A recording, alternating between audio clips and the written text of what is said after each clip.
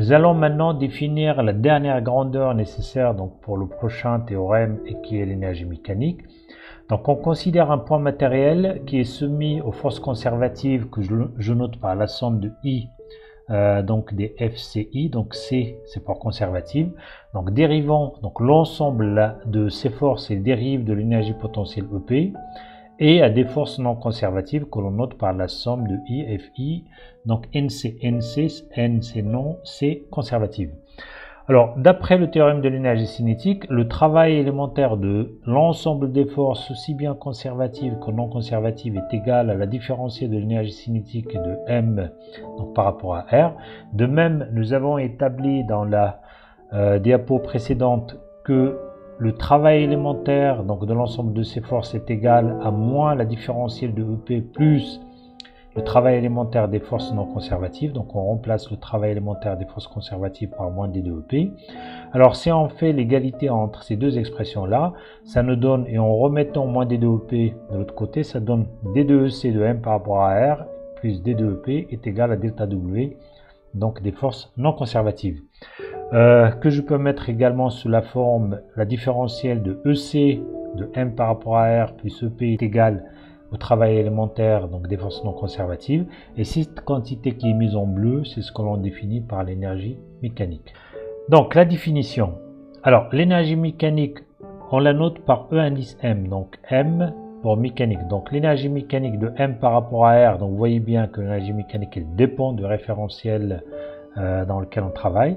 Donc l'énergie mécanique d'un point matériel par rapport à un référentiel R est définie par donc la somme de l'énergie cinétique de M par rapport à R plus l'énergie potentielle. Si on remplace l'énergie cinétique par son expression, ça devient 1 demi mv carré de M par rapport à R plus EP. Nous avons maintenant défini toutes les grandeurs pour énoncer le théorème de l'énergie mécanique. Donc c'est le troisième théorème général dans ce chapitre. Donc nous avons trois théorèmes généraux: le théorème des moments cinétiques, le théorème de l'énergie cinétique et le théorème de l'énergie mécanique. Alors nous avons établi que la différentielle de la somme de l'énergie cinétique et de l'énergie potentielle est égale au travail élémentaire des forces non conservatives. Nous avons défini la somme de l'énergie cinétique et de l'énergie potentielle par l'énergie mécanique, ce qui donne la différentielle de l'énergie mécanique est égale au travail élémentaire des forces non conservatives. Si on considère un parcours entre deux points A et B, et donc on intègre ici entre A et B, ça donne l'énergie mécanique au point B moins l'énergie mécanique au point A. On intègre ici entre le point A et B, et ça donne le travail des forces non conservatives entre le point A et B. Et cette expression-là, c'est elle qui va nous permettre tout simplement d'énoncer le théorème de l'énergie mécanique. Et on peut dire que la variation de l'énergie mécanique entre deux points A et B est égale au travail des forces non conservatives entre ces deux points, ça veut dire entre le point A et B. Et on peut écrire donc que EM au point B moins EM au point A est égal au travail des forces non conservatives entre les points A et B. Il est parfois plus intéressant d'utiliser cette relation-là, donc on pourrait soit utiliser celle-là, soit utiliser celle-ci, et ça on pourrait énoncer le théorème de cette façon. La différentielle de l'énergie mécanique d'un point matériel dans un référentiel R est égale au travail élémentaire des forces non conservatives. Donc on peut utiliser soit cette relation-là, soit cette relation-là pour le théorème de l'énergie mécanique. Alors, nous allons maintenant voir deux remarques intéressantes. La première, qu'en présence de forces non conservatives, l'énergie mécanique décroît. Ça veut dire que EM au point B est inférieur au EM au point A. Notons bien qu'on part de A vers B. Et donc, l'énergie mécanique au point final B est inférieure à l'énergie mécanique au point de départ A. Et on peut le démontrer facilement. Nous avons vu que le travail des forces non conservatives il est résistif et par conséquent donc il est négatif.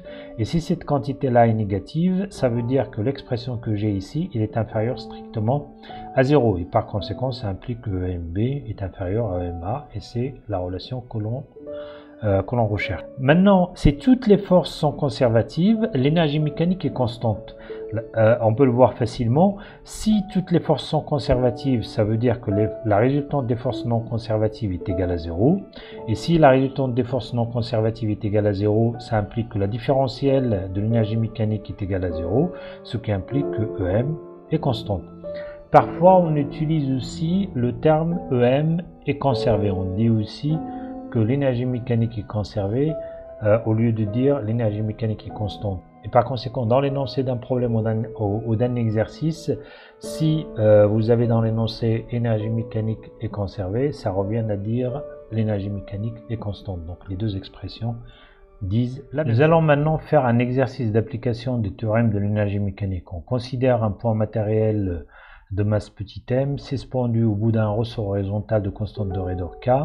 L'allongement du ressort est noté par x. À l'instant initial, donc t est égal à 0, on étire le ressort d'une longueur x0 et on le relâche sans vitesse initiale. Le point matériel, il se déplace sur le plan horizontal sans frottement, ça veut dire on néglige les forces de frottement et on néglige la poussée d'Archimède. Alors, soit ROX, YZ, le référentiel du laboratoire, et donc c'est le référentiel donc du travail. Et c'est dans ce référentiel-là que l'allongement est repéré par X, et en même temps que l'élongation initiale est égale à X0. Une figure donc, qui représente cet exercice, nous avons un point matériel suspendu au bout d'un ressort donc de constante de raideur K, le point matériel de masse petit m. La longueur à vide du ressort elle est égale à L0. La longueur après étirement donc est égale à L1. Ce que j'ai dit tout à l'heure, en fait, quand on dit l'allongement du ressort, c'est cette distance-là. L'allongement du ressort, c'est la longueur après étirement donc qui est égale à L1 moins la longueur au repos qui est égale à L0. Donc c'est L1 moins L0 et on le note par X. Le point M il est soumis donc à une force de rappel F et on demande donc d'établir l'expression de l'énergie cinétique du point matériel M dans R et de l'énergie potentielle EP et d'en déduire l'expression de l'énergie mécanique EM et la deuxième question, en utilisant le théorème de l'énergie mécanique, montrer que l'énergie mécanique est conservée, ça veut dire constante, et retrouver l'équation du mouvement. Alors ensuite, la troisième question, tracer la courbe de l'énergie potentielle, en déduire que le mouvement de M est borné. Alors quand on dit le mouvement de M est borné, ça veut dire les valeurs de X, les valeurs que peut prendre X, appartiennent à un intervalle bien borné. C'est-à-dire, il suffit de démontrer que X appartient à un intervalle pour pouvoir démontrer que le mouvement de M est borné. Et on considère un point X quelconque, on considère le point sur la courbe et on veut représenter graphiquement donc la force F qui est appliquée en ce point-là sur le point matériel, l'énergie mécanique donc de M dans R, l'énergie potentielle et l'énergie cinétique en ce point-là. Alors maintenant, pour ce qui est du corrigé donc de l'exercice d'application et avant de commencer la première réponse ou la réponse à la première question, donc je reprends une partie de la figure. Le mouvement de M, il se fait selon l'axe horizontal et donc la position ou l'allongement du ressort est noté par X et le référentiel du labo est noté par ROX, YZ. Alors le premier point toujours, c'est de définir le référentiel de travail. Alors, comme le mouvement se fait selon un axe, donc je vais choisir le référentiel ROX-YZ de manière à ce que le mouvement se fait selon l'axe OX. Et en plus, l'axe du mouvement, c'est l'axe horizontal. Et par conséquent, donc l'axe OX, ça va être l'axe horizontal. Et mon référentiel soit défini comme suit. Donc l'axe OX, l'axe OY et l'axe OZ, il est perpendiculaire au plan donc de la figure. Je choisis l'origine du référentiel, donc le point. La position plutôt du point matériel au moment où le ressort était au repos, donc c'est ce point-là, c'est O. Et le système donc de coordonnées le mieux approprié sont les coordonnées cartésiennes étant donné que le mouvement est rectiligne. Et la base, ça serait la base cartésienne. Après élongation, donc la longueur, on note généralement la longueur du ressort par L1 et l'allongement c'est L1 moins L0 et dans l'énoncé on dit que l'allongement est noté X. Ça veut dire en fait que L1 moins L0 est égal à X, c'est cette distance là. D'ailleurs c'est ça qui m'a poussé à prendre comme origine cette position là parce que dans l'énoncé l'allongement est noté par X et X est toujours égal la longueur du ressort après étirement moins sa longueur au repos. Sa longueur au repos est notée L0, généralement sa longueur après étirement on l'a notée L1 et donc L1 moins L0 c'est le X que j'ai ici. Et donc pour le système de coordonnées, ce sont les coordonnées cartésiennes que l'on va utiliser et pour la base donc c'est la base cartésienne. Alors, pour le calcul de l'énergie cinétique, comme j'ai dit dans le récapitulatif, j'ai besoin de la vitesse. Mais pour avoir la vitesse d'abord, donc il faut exprimer le vecteur position dans la base de travail, donc la base cartésienne, et par conséquent, donc OM est égal à XI. Et la vitesse est égale à la dérivée de OM par rapport au temps dans R, I est constant, donc ça laisse dx sur dt, donc c'est x point i. Et l'énergie cinétique, elle est égale à 1 demi m le module de V au carré. Comme le module de V est égal à x point, et donc l'énergie cinétique est égale à 1 demi m x point au carré. Alors pour ce qui est de l'énergie potentielle, alors il faut faire très attention.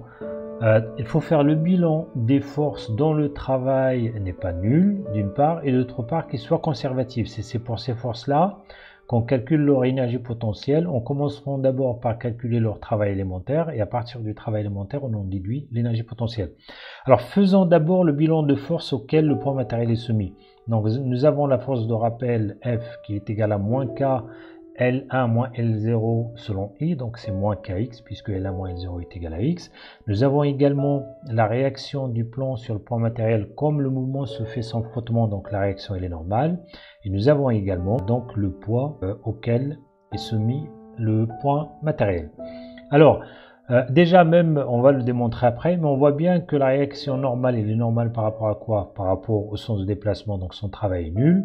Le poids, il est parallèle à l'axe OY, donc il est perpendiculaire à l'axe OX, et par conséquent, donc il est normal également au déplacement, et donc il ne travaille pas. Donc en fait, la seule force qui travaille, c'est F, comme on va le voir par la suite. Alors, comme j'ai dit dans le récapitulatif, pour l'énergie potentielle, on fait le bilan des forces qui travaillent, donc le travail n'est pas nul, et on calcule leurs travaux à partir desquels, donc on en déduit les énergies potentielles. Alors on commence puisque dans le travail élémentaire, on a besoin de déplacement élémentaire. Je commence par le calcul de déplacement élémentaire dans la base de travail, et donc c'est dxi. Maintenant, pour la force de rappel, donc j'ai F est égal à moins kxi, et son travail élémentaire qui est égal à F scalaire dom, donc est égal à moins kxi scalaire dxi, donc i scalaire i c'est 1, ça laisse moins kx de x, qui est égal tout simplement à moins la différentielle de 1 demi kx carré, et par conséquent, je peux déduire que l'énergie potentielle de la force de rappel est égale à 1 demi kx carré plus c. D'ailleurs, c'est cette expression que je vous ai donnée donc dans le cours avant. Pour le poids, si je calcule son travail élémentaire, il est égal à 0, il ne travaille pas. La même chose pour la réaction normale. Ça donne, la réaction normale, déjà, il ne travaille pas. Je vous ai dit quand on a fait les travaux que la réaction normale ne travaille jamais puisqu'il est toujours normal. Donc au déplacement. Et par conséquent, la seule force donc qui reste, qui est conservative et qui travaille, c'est la force de rappel. Et donc l'énergie potentielle EP est égale à 1 demi kx carré plus c. Comme il n'y a aucune indication sur l'énergie potentielle de référence C, donc je peux la prendre C est égal à 0. Ce qui nous permet donc d'écrire que l'énergie potentielle est égale à EP 1 demi kx carré plus c. Comme j'ai mentionné juste auparavant, étant donné qu'on n'a donné aucune indication sur l'énergie potentielle de référence, ça veut dire cette constante dans l'énoncé, on la prend égale à 0. Et par conséquent, donc l'énergie potentielle est égale à 1 demi kx carré. Alors, nous avons l'énergie cinétique et l'énergie potentielle. Donc l'énergie mécanique, c'est la somme des deux.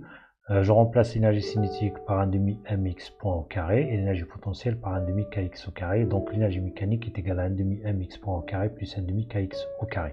Pour montrer que l'énergie mécanique est constante, donc on utilise le théorème de l'énergie mécanique dans sa formulation différentielle. D de EM est égal au travail élémentaire des forces non conservatives. Or, dans notre cas ici, la seule force qui travaille, c'est F et elle est conservative. Et par conséquent, donc les forces non conservatives qui travaillent sont nulles et donc D de EM est égal à 0, ce qui implique donc que EM est égal à une constante. Et c'est le but recherché. Par conséquent, donc l'énergie mécanique de notre système, elle est constante. Alors maintenant, pour retrouver donc l'équation du mouvement, le fait que EM est égal à une constante, donc ça implique que 2 dEm sur dt est égal à 0. Maintenant, il faut calculer la dérivée de EM par rapport au temps. Donc la dérivée de EM par rapport au temps. Alors je vais vous rappeler donc une propriété intéressante, c'est que lorsque nous avons une fonction qui dépend de deux variables x et y, et ces variables-là dépendent du temps. Alors la dérivée totale de f par rapport au temps est égale à la dérivée partielle de f par rapport à x fois dx sur dt, plus la dérivée partielle de f par rapport à y fois dy sur dt. Dx sur dt, on a pris l'habitude donc de le noter par x point, dy sur dt c'est y point, et ça donne comme relation donc cette expression-là. Alors si on avait par exemple une troisième variable z, on aurait ici tout simplement plus la dérivée partielle de f par rapport à z fois z point, et ainsi de suite.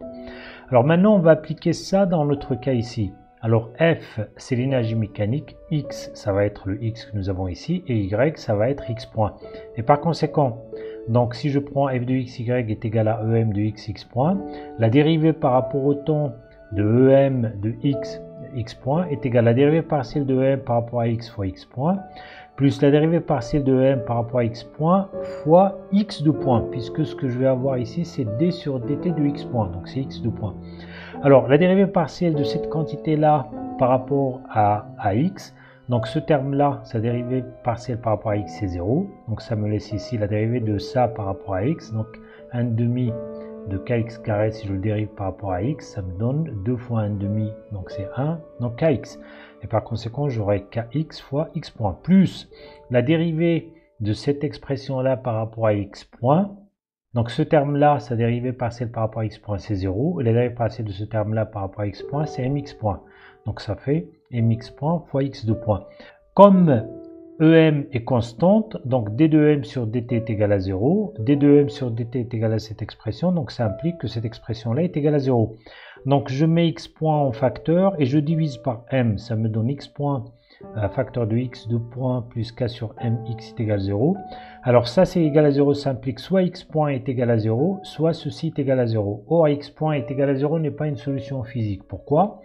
Parce que si x point est égal à 0, ça implique que x est égal à une constante, ça implique que m n'est pas en mouvement. Or, nous, dans notre cas, m, il sera tout le temps donc en mouvement. Et par conséquent, nous avons x point est différent de 0, ce qui implique que c'est x point plus k sur mx qui est égal à 0, et on note k sur m par oméga 0 au carré, donc avec x point différent de 0. Et oméga 0, en fait, comme je l'ai déjà mentionné dans les exercices d'avant, on l'appelle la pulsation propre du ressort. Retenez là, la pulsation propre du ressort, c'est oméga 0 et c'est égal à racine de k sur m. Alors pour ce qui est de la troisième question et donc la représentation graphique de l'énergie potentielle EP de x, alors on fait comme on fait pour l'étude d'une fonction à une seule variable f de x. Donc dans notre cas f de x ici est égal à 1,5 kx carré.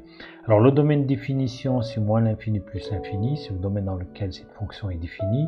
Les limites de cette fonction vers moins l'infini ou plus l'infini, donc x carré, la limite de la limite de EP de x quand x tend vers plus l'infini, x carré on sait que ça tend vers plus l'infini donc c'est plus l'infini. Quand x tend vers moins l'infini, x carré tend vers plus l'infini, et donc la limite de EP de x quand x tend vers plus ou moins l'infini, c'est plus l'infini. La dérivée, donc si je dérive EP de x par rapport à x, ça me donne donc kx. Je calcule les racines de la dérivée. Donc E'P de x est égal à 0, ça implique kx est égal à 0, ça implique x est égal à 0. Et par conséquent, donc x est égal à 0 est un extrémum. Ensuite, Cx, on étudie maintenant le signe donc de la dérivée. Si x est inférieur à 0, comme k est positif, donc kx est négatif. Et par conséquent, donc E'P de x est inférieur à 0. Et par conséquent, EP de x est décroissante. Si x est supérieur à 0, alors l'inverse, donc kx est supérieur à 0 et donc E'P de x est supérieur à 0, donc ça implique que EP de x est croissante. Maintenant, pour voir, alors on voit déjà là que x est égal à 0 est un minimum, mais on peut le voir également si on fait la dérivée seconde donc de EP au point x0 et on l'évalue au point x est égal à 0. La dérivée seconde, donc c'est k, au point x est égal à 0 est égal à k, comme k est positif, donc ça implique que x est égal à 0 est un minimum. Étant donné aux alentours de 0, le fait que la dérivée seconde soit positive, ça veut dire que la courbe elle est convexe. Alors maintenant pour les branches infinies, la limite quand x tend vers l'infini de EP de x sur x, donc si je divise par x ça reste kx et donc c'est égal à l'infini, et par conséquent donc on a une branche infinie d'axe y. Alors je récapitule tout ça dans le tableau de variation. Alors x c'est entre moins l'infini plus l'infini, alors je repère 0 étant donné que la dérivée s'annule ici, donc alors j'ai E' P de x, EP de x. Alors E' P de x il est égal à 0 ici, la même chose que P de x pour x est égal à 0, il est égal à 0. Alors pour E' P de x, nous avons dit que x inférieur à 0, elle est négative, x supérieur à 0, elle est positive. Nous avons la limite de EP quand x tend vers moins l'infini, c'est plus l'infini. Quand x tend vers plus l'infini, c'est plus l'infini. Et par conséquent, EP de x, elle est décroissante entre moins l'infini et 0, et croissante entre 0 et plus l'infini. Par conséquent, nous avons 0 donc qui est un minimum. Et donc les deux informations essentielles que nous allons exploiter à partir de ce tableau-là pour tracer graphiquement l'énergie potentielle, c'est d'une part, donc la dérivée est nulle au point x est égal à 0, ça veut dire que nous avons une tangente horizontale en ce point-là, et de même, nous avons des branches infinies, donc d'axes OY. Pour ce qui est du tracé graphique, donc nous traçons l'axe des abscisses, l'axe des ordonnées, la tangente au point x est égal à 0 est l'horizontale, et comme nous avons deux branches infinies d'axes OY, donc ça donne une parabole. Alors maintenant, pour démontrer que le mouvement est borné, il suffit de démontrer que les valeurs qui sont permises ou bien les valeurs qui peuvent être prises par x appartiennent à un intervalle borné. Alors sachant qu'à l'instant t est égal à 0, on a étiré le ressort jusqu'à une élongation x0. Donc ça correspond à une énergie potentielle 1/2 kx0 au carré que je noterai par E0p, donc c'est l'énergie potentielle initiale. Comme l'énergie potentielle est une fonction paire, donc cette énergie potentielle correspond également à x est égal à moins x0. Si je remplace ici x0 par moins x0, ça donne toujours la même valeur. Alors maintenant, pour démontrer donc que le mouvement est borné, donc je vais utiliser le fait que l'énergie mécanique est constante. Donc EM est conservé, on l'a démontré avant. Donc ça implique que EM est égal toujours à la même valeur et elle est égale à la valeur initiale, donc EM à l'instant t est égal à 0, qui est égal à l'énergie cinétique initiale plus l'énergie potentielle initiale. L'énergie potentielle initiale, c'est 1/2 kx0 au carré. Par contre, pour l'énergie cinétique initiale, donc dans l'énoncé, on dit à l'instant initial, on étire le ressort jusqu'à une élongation x0 et on le relâche sans vitesse initiale. Ça veut dire que V à l'instant t est égal à 0 est égal à 0, ce qui implique que l'énergie cinétique l'instant t est égal à 0 est égal à 0, et par conséquent, donc EM à l'instant t est égal à 0 que je note par E0M, elle est égale à EP à l'instant t est égal à 0 que je note par E0P, donc ce qui implique que E0M est égal à 1/2 kx0 au carré.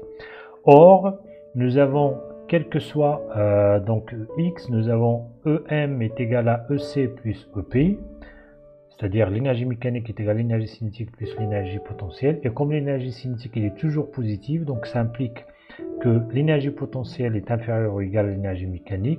Donc ça implique que donc EP est inférieur ou égal à E0M étant donné que EM est conservé. Ça implique donc que EP c'est 1/2 kx carré, E0M c'est 1/2 kx0 au carré, donc ça implique 1/2 kx carré est inférieur ou égal à 1/2 kx0 au carré. Je simplifie par 1/2 k, ce qui laisse x carré inférieur ou égal à x0 au carré, ce qui implique que le module de x est inférieur ou égal au module de x0. Et comme x0 je l'ai choisi positif, puisque j'ai mis ici plus x0, donc ça implique que x appartient à l'intervalle moins x0 plus x0. En fait, le x il varie dans cet intervalle-là. Et donc, puisque x varie dans cet intervalle, donc ça implique que le mouvement est borné. Et l'animation graphique suivante donc illustre ces situations. Donc voilà, en fait, et voilà. Et donc le mouvement de M se fait de manière à ce que lorsque x varie, donc l'énergie potentielle varie, et vous avez tout simplement le mouvement de M, il se fait sur l'axe OX entre moins x0 et plus x0. Alors nous allons maintenant représenter en un point x inférieur à x0 sur le tracé du graphique de l'énergie potentielle. Nous allons représenter la force, l'énergie potentielle, l'énergie mécanique et l'énergie cinétique. Alors on reprend donc le tracé du graphique de l'énergie potentielle. Je trace également le domaine dans lequel varie x, ça veut dire entre moins x0 et x0, et je prends un point d'abscisse x. Alors on sait que la force est égale à moins gradient de EP de x, qui est égal à moins, alors gradient c'est nabla donc de EP de x, Or, on sait que dans la base cartésienne, nabla est égal à d sur dx selon i, plus d sur dy selon j, plus d sur dz selon k. Étant donné que EP ne dépend que de x, donc le seul terme non nul qui reste, c'est moins d de EP sur dx selon i. Alors, voyons voir de près cette expression. Si je prends d de EP sur dx, donc c'est la dérivée de EP par rapport à x. On sait qu'en ce point-là, la dérivée, alors pour trouver d de EP sur dx, alors on trace d'abord la droite tangente donc au graphique au point donc d'abscisse x, et on sait que, et je prends l'angle que fait cette droite avec l'horizontale, et on sait que DEP sur DX est égal à tangente alpha. Comme alpha est comprise entre 0 et pi sur 2, ça implique que donc DEP sur DX est positive, et donc je peux dire que ce terme-là est positif. Comme j'ai un moins ici, ça implique que f a le sens donc opposé de i. Donc en réalité, donc la direction, c'est la droite qui passe par ce point-là et qui est parallèle à l'axe x, donc c'est la droite horizontale qui passe par ce point-là. Et le sens, donc c'est le sens opposé de i. I, c'est dans ce sens-là, donc f, c'est dans l'autre sens. Et son module est égal tout simplement à la tangente donc de cet angle-là. Donc on peut représenter la force F de cette façon-là. Alors maintenant pour l'énergie potentielle, donc au point X, EP de X est égal à 1/2kx carré. Donc EP de X c'est ce point-là. Alors pour ce qui est de, donc je la représente avec une bande verte. Donc je mets ici c'est EP. Alors pour ce qui est de l'énergie mécanique, donc elle est constante et égale à l'énergie mécanique initiale qui est égale à l'énergie potentielle initiale comme on a vu auparavant, donc 1/2kx0 carré. Donc l'énergie en fait mécanique est égale à E0P et je la représente par la bande noire. Ce qui me reste c'est l'énergie cinétique et je sais que l'énergie cinétique est égale à l'énergie mécanique moins l'énergie potentielle. Donc l'énergie mécanique c'est ça, l'énergie potentielle c'est ça et par conséquent donc l'énergie cinétique c'est cette différence là et donc que je représente en rouge. Donc j'ai représenté la force, j'ai représenté donc l'énergie potentielle, l'énergie mécanique et l'énergie donc cinétique. Alors pour ce qui est de la force, ce qui m'intéresse ici, c'est essentiellement c'est la direction, il doit être parallèle à l'axe X et le sens, il doit être dans le sens opposé donc des valeurs croissantes de I. Et là donc on a fini de répondre aux différentes questions donc évoquées dans l'exercice d'application. Donc je vais maintenant vous montrer une animation graphique qui va vous permettre de comprendre l'évolution de l'énergie potentielle en fonction de x et en conséquence l'évolution de l'énergie cinétique en fonction de celle de l'énergie potentielle. Alors je reprends donc le tracé graphique de l'énergie potentielle. Je reprends également les valeurs limites de x, donc moins x0 et x0, ce qui correspond pour ces deux valeurs-là, l'énergie potentielle E0P. Et on sait que cette valeur-là n'est autre que la valeur de l'énergie mécanique qui est constante, c'est pour ça que je la note par E0M. Alors à l'instant initial, donc le point matériel était au point X0. Donc le point vert ici, il repère donc l'énergie potentielle qui est associée à la position à laquelle se trouve le point matériel. On voit bien, donc je représente en vert l'énergie potentielle, en rouge l'énergie cinétique comme tout à l'heure. Et on voit bien qu'à l'instant initial, donc on a relâché le point ici, point matériel sans vitesse initiale, donc l'énergie cinétique nulle, puisqu'on n'a que l'énergie, donc l'énergie mécanique est complètement égale à l'énergie potentielle. Lorsque x diminue, donc là l'énergie potentielle diminue, et l'énergie cinétique augmente de manière à ce que en ce point là l'énergie potentielle est complètement nulle. Par contre l'énergie cinétique est égale à E0M et par conséquent on fait l'énergie cinétique ici maximale et donc la vitesse en ce point là du point matériel elle est maximale. Quand ça continue, donc l'énergie cinétique diminue, l'énergie potentielle augmente. Au moment où il arrive là, l'énergie cinétique est complètement nulle et donc la vitesse est nulle ici. Donc la vitesse est nulle, du point matériel est nul en ce point-là. En fait, là, la vitesse est maximale. Au fur et à mesure que x donc, continue de diminuer, donc la vitesse diminue jusqu'à ce qu'elle s'arrête là et elle rebrousse chemin. Donc ce qui donne en fait des oscillations entre moins x et x0. Et on peut le revoir quand x augmente jusqu'à x est égal à 0. Donc l'énergie potentielle diminue et c'est l'énergie cinétique qui augmente. Et donc en ce point-là, la vitesse elle est maximale. Il continue, donc jusqu'au point x0, où l'énergie cinétique est nulle et l'énergie potentielle est maximale. Et donc on a un va-et-vient du point matériel entre les valeurs plus x0 et moins x0.